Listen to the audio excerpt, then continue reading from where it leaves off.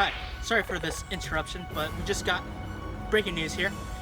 There's apparently some type of mishap that just happened at Cal Poly Pomona. For this, we're gonna go live to Pablo. I have here one of the students at Cal Poly. Thank you, Ryan, for joining us. Thank you. Ryan, can you tell us exactly what happened here on campus? So we were working in our lab, and all of a sudden there was an explosion when we were working with antimatter, and then all of a sudden we created a black hole and we were able to communicate with the past. Whoa, sounds very interesting. Okay, exactly what did you interact with in the past? We were able to talk to our younger self. And what did you exactly say to your younger self? So Pablo, what I told my younger self was, right now you're probably struggling with the sense of belonging amongst your family and friends. You might feel as if you're too Japanese for your Guatemalan side and too Guatemalan for your Japanese side. I'm sorry, Ryan, but we actually have footage of this. So right now we're gonna go to our reenactment of this event. Hey, how's it going? Konnichiwa. Can I hang out with you guys? Sorry, amigo, you're too Hispanic for us. Hi, how's it going? Can I hang out with you guys? Oh no, eres muy japonés para nosotros. I'm sorry? Oh no, you're too Japanese for us. Oh. You're probably struggling with your identity and trying to figure out who you should identify with more to be able to fit in at least one side of your family. You're the only Hapa in your family, but do not choose one culture over the other as I have. If you choose one side over the other, you're outcasting yourself from your own culture. Every generation must learn its culture, or its society will perish. Do not feel as if you are deserted by your family for being Hapa.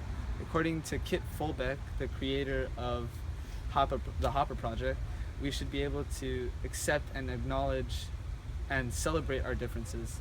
Embrace both your Japanese and Guatemalan culture, because if you choose one over the other, you lose the connection and bond with your own family.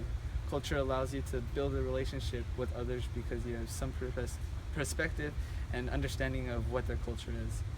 If you accept both cultures, you are able to connect with many other people that gives you the feeling of belonging amongst so many other people.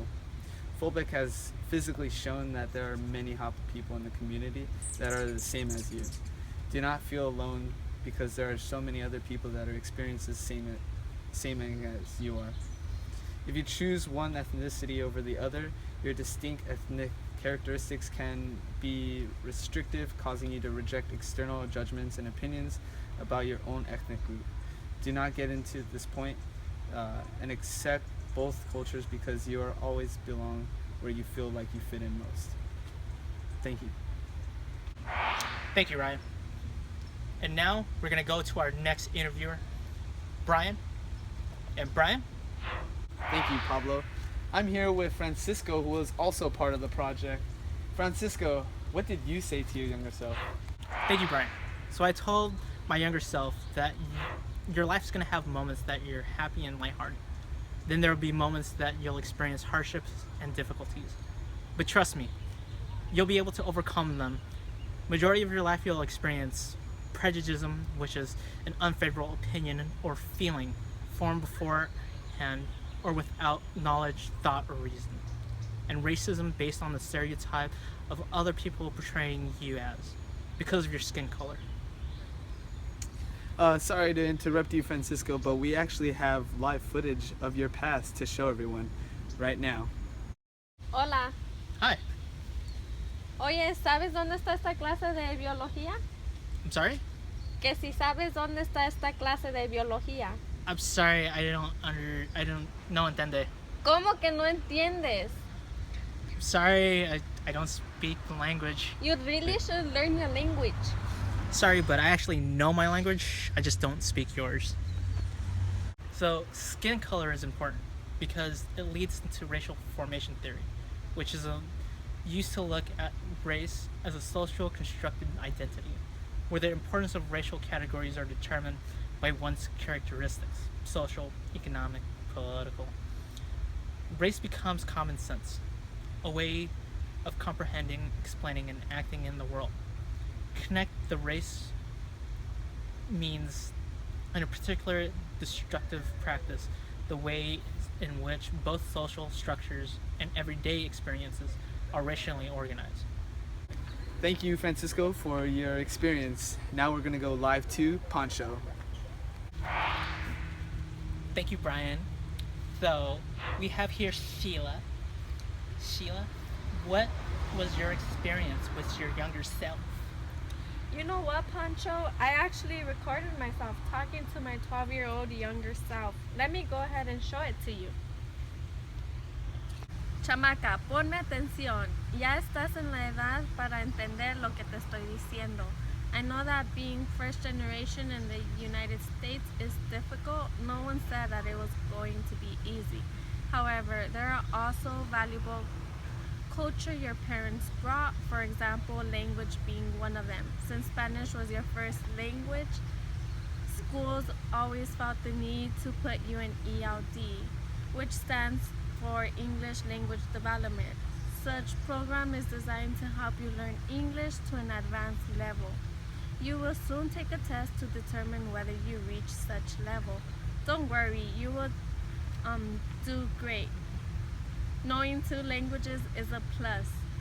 Just like you've done before, you'll be able to transition from one language to another. For example, going to the swap meet, of course, you'll need to speak Spanish, whereas when you go to the university, which you're gonna go to a university, you will need to use English, but of course, there are certain courses like language courses, which is an exception. But for the most part, it will come in handy for your future jobs, especially if you work in a Hispanic population. I just read a reading by Poblete that made me realize the importance of language. Spanish has survived in the United States for decades due to Latinos preserving their language. Unlike other immigrants who come to the United States, Latinos refuse to give up their language. It is a way one identifies within themselves. Of course, you're going to encounter language discrimination, whether it can be at work or school, but don't let it affect you. I urge you to never give up on the language. Pass it down to your future children, have your future children pass it down to their future children, and have your future children's children pass it down to their future children, and so forth. Thank you, Sheila. And we're gonna go back to Brian. Brian? Okay, thank you, Poncho. I'm here with Fanny. So, Fanny, you were part of the project. What did you tell your younger self? So hey Brian, what I will tell my younger self is that you do not necessarily need to fit in one culture. You're going to come to the United States when you turn 9 years old. And do not be ashamed or embarrassed to continue to embrace your culture. It is okay that you want to adapt to a new culture, but don't forget your own. You're going to come across people that would look down on you because you are Mexican, but do not let that get to you. Later on in life, you will encounter an author named Juan Gonzalez. You will read about stories that will influence you to be proud to retain your culture and have sense of belonging.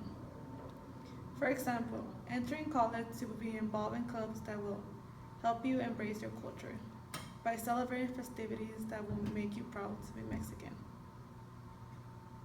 Don't ever forget your culture is beautiful. Okay, thank you, Fanny, for your experience and your input. Now it's back to you, Pablo. Thank you, Brian, for that interesting interview. Now, we're going to return you back to our normal viewing program. Thank you. Cal Poly, stay classy.